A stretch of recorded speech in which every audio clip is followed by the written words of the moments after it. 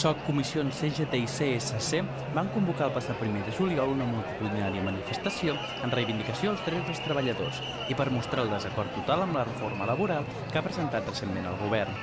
Iniciant des de la plaça Urquinaona i baixant per Via Laietana fins a l'entrada del Parc de la Ciutadella, la protesta va transcórrer sense cap mena d'incident i va finalitzar amb un Parlament que va recordar a tots els assistents la convocatòria de la vaga del 29S. Doncs la jornada d'avui ha estat tot un èxit. No pensàvem que vindria tanta gent perquè hem tingut poc temps, però en tot cas aquesta és la primera manifestació de tot un seguit de manifestacions i d'actes previs a la vaga general del dia 29 de setembre. Hi ha moltes raons perquè la gent surti al carrer. La reforma és un atracament als drets dels treballadors i de les treballadores i per tant cal ara més que mai sortir al carrer per aturar-la. Jo crec que si hi ha un compromís de la immensa majoria de la societat, si el dia 29 aconseguim aturar aquest país en consciència, de manera cívica, jo crec que tirarem cap enrere aquesta contrarreforma. Dades internes no corroborades que ens arriben des dels sindicats estimen una participació d'unes 50.000 persones, resultats satisfactoris que s'han de superar el 29S.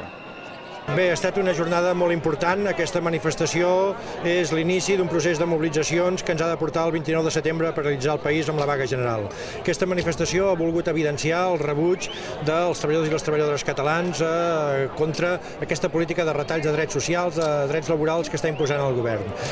Ens ha fet una reforma laboral que no crea ocupació, que és inútil des del punt de vista econòmic, no crearà ocupació i malauradament és injusta amb les persones, amb els treballadors, perquè ajudarà a destruir ocupació.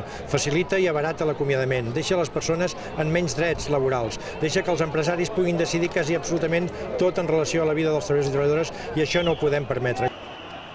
Com a punt important, cal ressaltar la presència de col·lectius molt diferents que van donar suport a la protesta, que casualment coincidia amb la paralització del servei de metro a Madrid i les aturades dels sindicats de maquinistes de ferrocarrils de la Generalitat. El canvi de model productiu que ens havia promès, a vol l'ha deixat.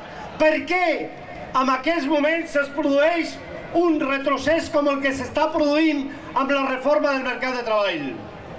Per què s'està seguint el dictat dels mercats internacionals i dels poderosos? Per què no se sent el que diu la gent al carrer? Això és el que ens tindrien d'explicar.